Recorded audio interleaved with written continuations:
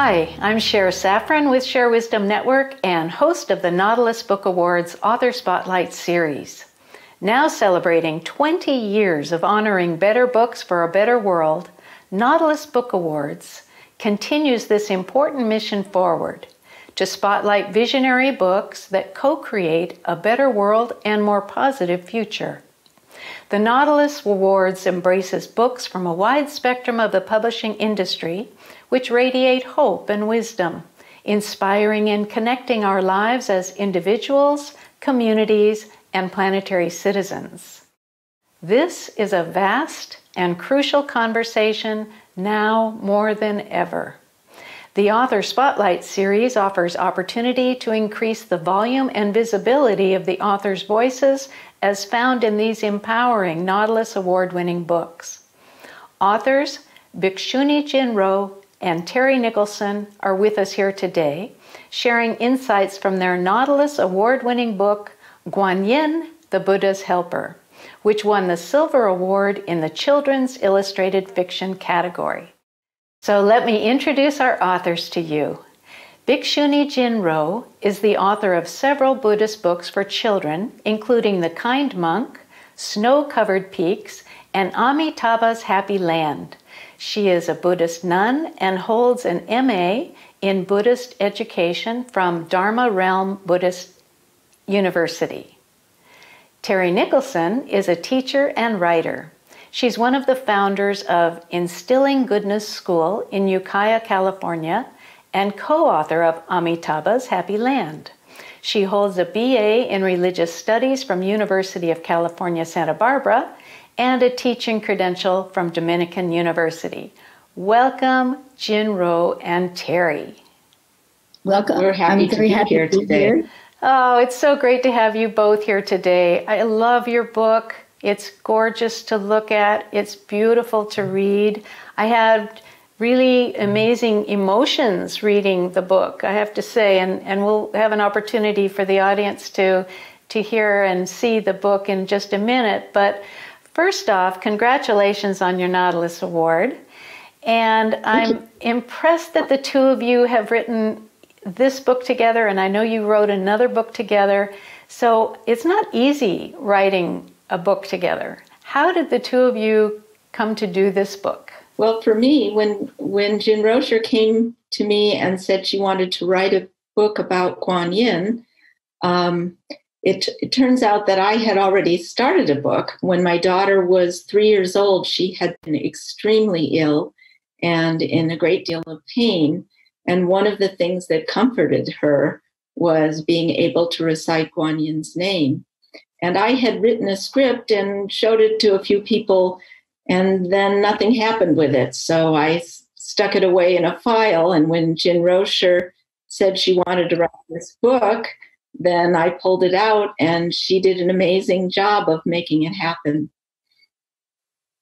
Our school is a little bit different than most schools. We have students from many different nationalities. They speak different languages. So our curriculum has to fit a lot of different situations. So in the process of Guanyin, as a teacher, I was teaching the kindergarten through third grade. And as a Buddhist nun, Guanyin is, of course, one of my favorite Buddhist teachers. And as I was teaching Guanyin how to recite Guanyin's name, I had a dream. I'd love to have a beautiful book about Guanyin with beautiful pictures and something that the students can have for their very, very own book. But there weren't any books about Guanyin, about adults, but there weren't any Buddhist books for children at all. So it's my dream to write books for children, to translate the sutras, the teachings of the Buddha into children's words, into their language. And you've done it so beautifully in this book. So those who don't know Guanyin, what can you tell us about her? So Guanyin is in Buddhism what we call a bodhisattva. Bodhi means enlightened, sattva means being. So bodhisattvas are beings who come into the world simply to help others. So they're enlightened themselves and they want to enlighten others as well. Guanyin Bodhisattva is specifically known for her great kindness and compassion. And in some cultures, she has 1,000 hands to reach out and help everyone, and 1,000 eyes to see where people need help. That's beautiful. And Jinro, what's the translation for Guanyin's name? It means to listen to the sounds of the world, but it's not only to listen to the sounds of the world, but to listen to the one who is making the sounds and to understand their needs, their potential. And this is what Guanyin does. She listens to the sounds of the world, and then she helps the person to make the right decisions, to gain wisdom, to solve their own problems.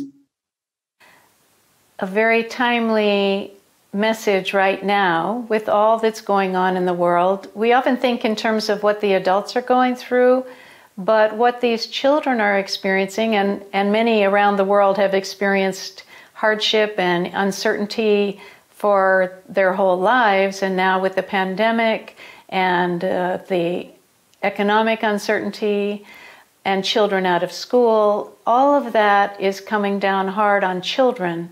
So this message about Guanyin is so beautiful. And I'd love for the audience to see and hear an excerpt from your book. So we're going to play a video of that reading and show some of the pages of your beautiful book. So we'll show that right now. Guanyin, the Buddha's helper. So, if you're afraid of spiders and creepy crawly things, recite Guanyin's name and she'll help you to be brave and kind to them. If you're sick or hurt, recite Guanyin's name with all your heart and you will feel better. When the lights go out and you think you hear a monster, recite Guanyin's name and you will feel safe. If you feel sad or lonely, recite Guanyin's name, and like a moon reflected in water, you will feel happy and peaceful again. If you're having trouble with friends, recite Guanyin's name and think it over. Try using kind words and give them the help that they need.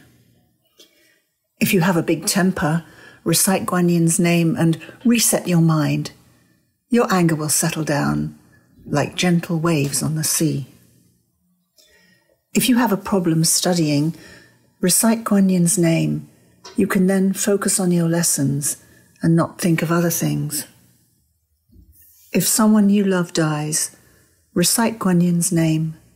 She'll comfort you and help you remember the good times you had together.